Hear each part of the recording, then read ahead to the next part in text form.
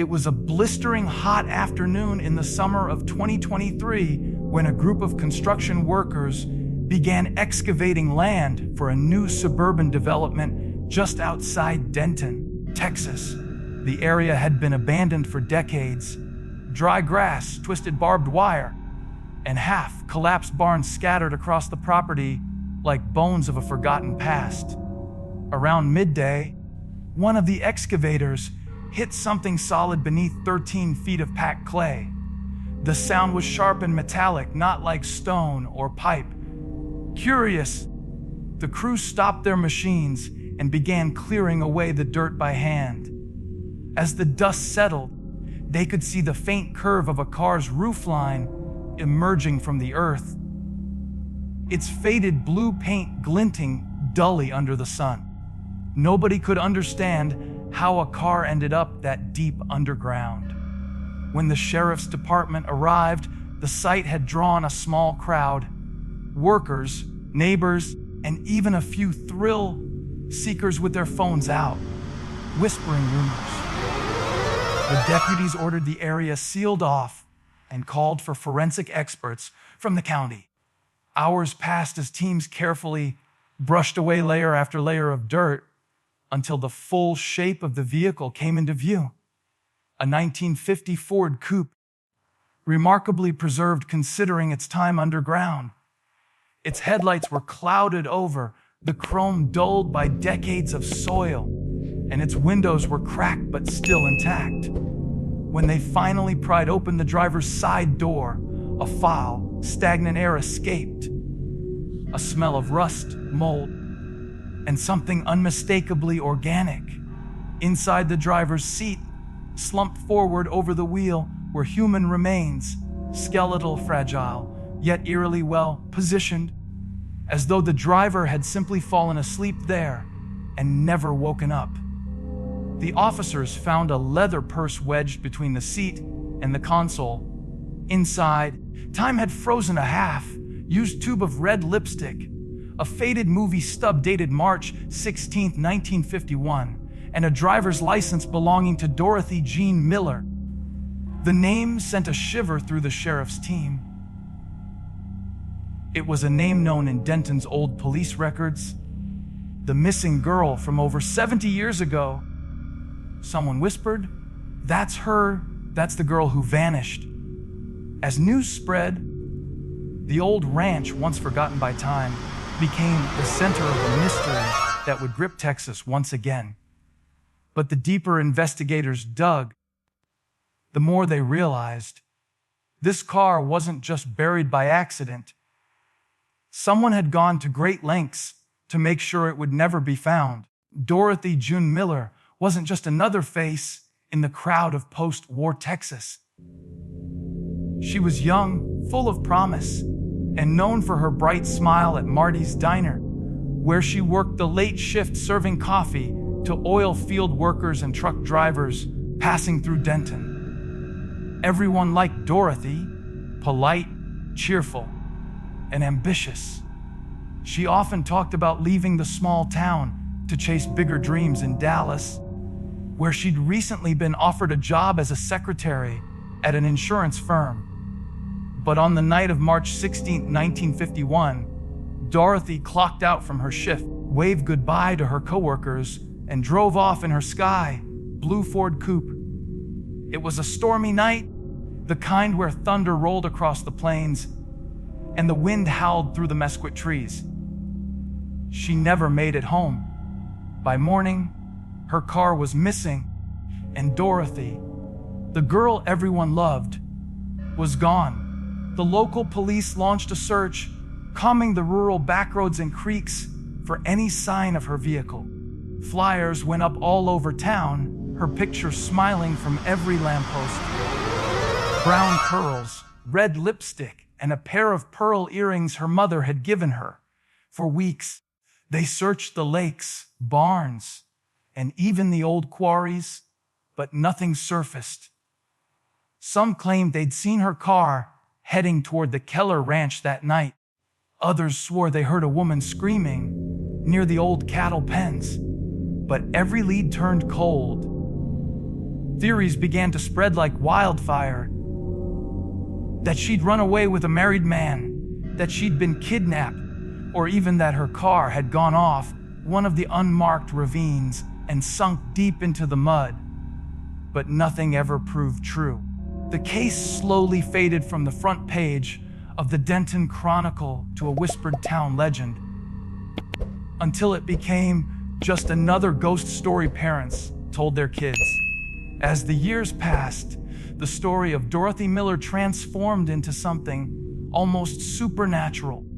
Locals swore that on stormy nights, the kind of nights when the wind carried a low hum across the fields, they'd see the faint glow of headlights drifting along the dirt road leading toward the old ranch. The lights would move slowly, disappear behind the tree line, and never reappear. Teenagers who dared to sneak out there claimed they could hear music, faint static from an old car radio playing a love song from the 50s. But when they approached, the sound would stop. No tracks, no car, no sign of life. Just silence. Dorothy had vanished into the Texas night, but her story, her presence, refused to die. And now, with her car unearthed decades later, that silence was finally breaking. The Keller Ranch had once been one of the most respected and prosperous properties in northern Texas. In the 1940s, it stretched over thousands of acres, rows of barbed wire fences, dusty cattle trails, and a sprawling farmhouse that overlooked the land like a sentinel. But behind its proud reputation, the ranch carried whispers of something darker. Old-timers in Denton still remembered Samuel Keller, the patriarch of the family, as a man of iron, strict, ruthless, and known for his temper. He had two sons, Robert, the quiet, obedient one who stayed close to his father's side, and Eli Keller, the younger and wilder one, always seen drinking, gambling, and chasing women in town. Dorothy, who worked at the diner, often served Eli coffee late at night. Some of her friends later admitted she'd been seeing him secretly, even though everyone knew Samuel Keller would have never approved. According to those who knew her, Dorothy had told a close friend that she and Eli planned to leave Texas together, start fresh somewhere far away from his father's shadow. But something changed in the weeks before she disappeared. She became distant, nervous. Coworkers noticed her glancing out the diner windows as if afraid someone was watching. One of them, an older waitress named Millie, told police that a black pickup truck had been parked outside several nights in a row, just idling across the street. Nobody could ever confirm who was inside. When Dorothy vanished, people's eyes turned to Eli, but he claimed he hadn't seen her in days. Not long after, Eli left town suddenly, telling his family he was heading to California for work. He was never seen in Denton again. Decades later, when investigators reopened the case after the car was found, they discovered something deeply unsettling in the old county records. The section of the Keller Ranch where Dorothy's Ford was buried had once been the site of a large wooden shed, part workshop, part storage space. The structure was demolished in 1953, 2 years after Dorothy's disappearance, and never rebuilt. The new soil that covered the area came from another part of the ranch, freshly dug and compacted, just enough to disguise the ground as untouched. That detail changed everything. Whoever buried Dorothy hadn't done it in panic.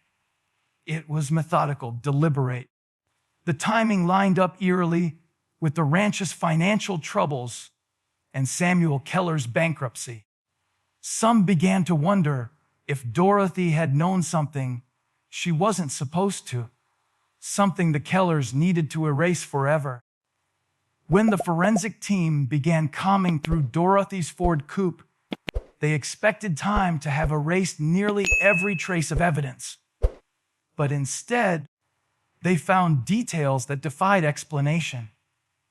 Despite being buried for over 70 years, several items inside the car remained disturbingly intact.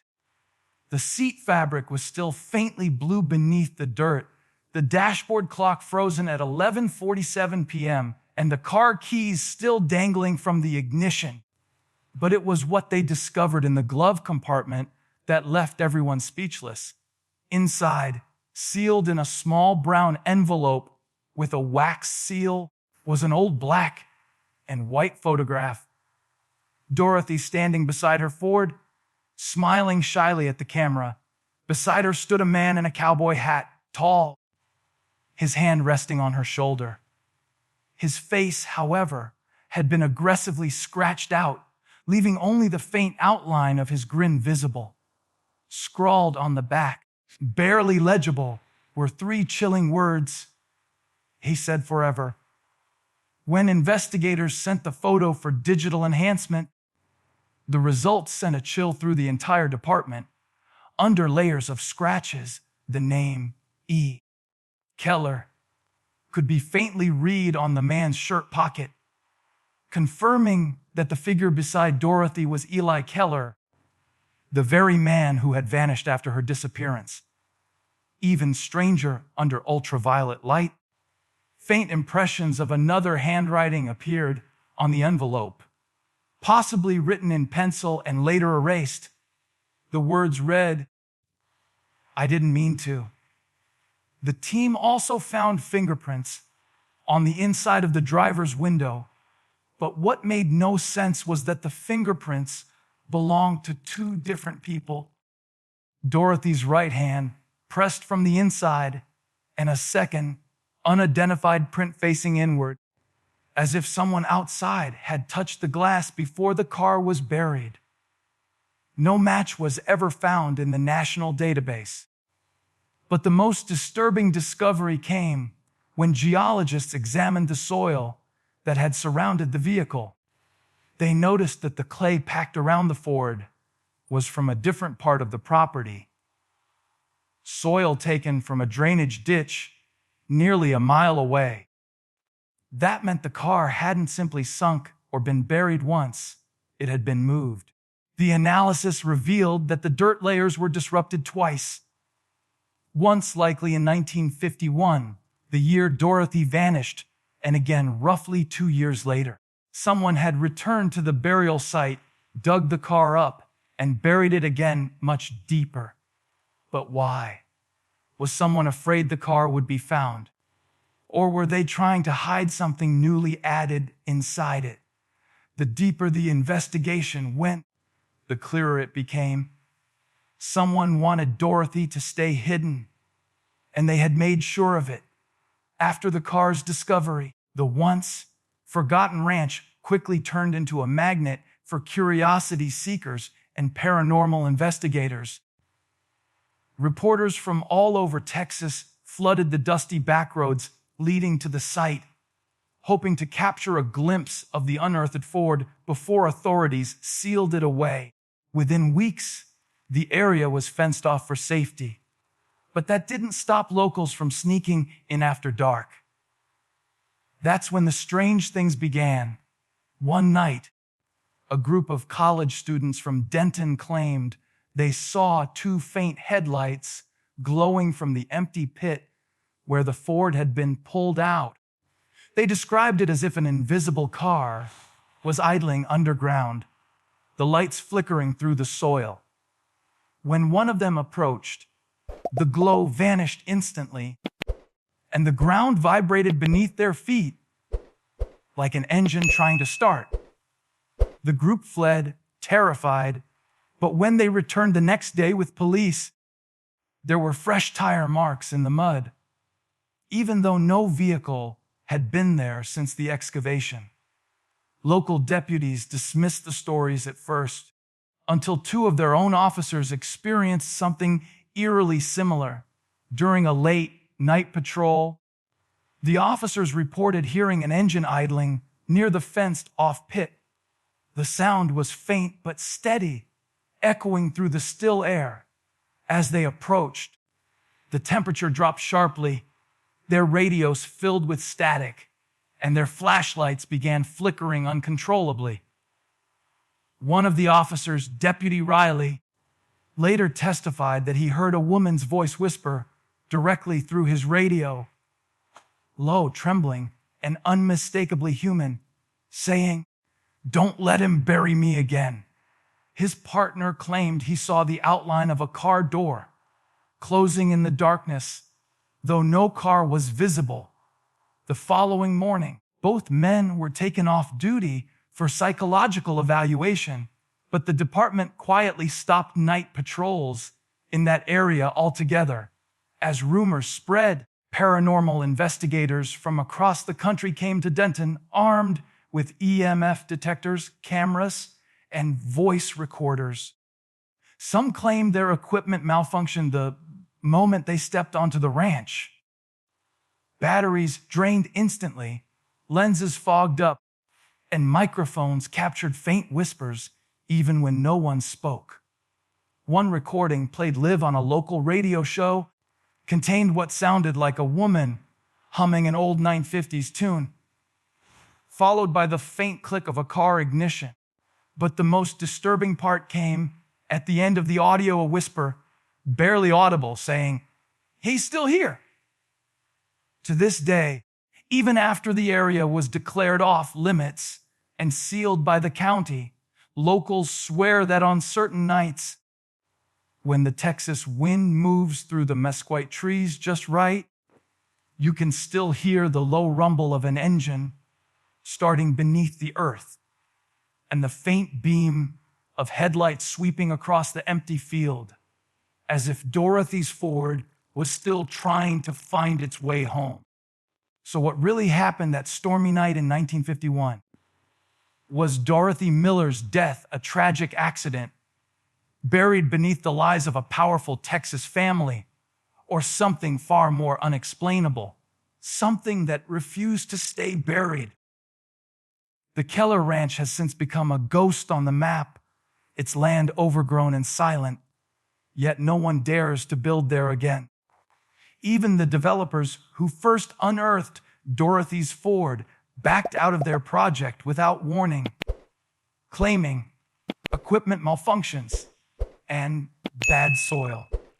But those who live nearby whisper another reason, that every time they tried to break ground again, the engines of their machines would stall, and a woman's voice could be heard calling softly from the wind. 72 years later, the truth remains tangled between history and horror. Maybe Dorothy's story is a reminder that the past never stays buried, that no matter how deep we hide our secrets, the earth has a way of giving them back. And perhaps on quiet nights, when the Texas moon hangs low over the old ranch, she's still out there, behind the wheel of her blue Ford Coupe, driving the same road she never finished, headlights cutting through the dark, forever searching for a way home.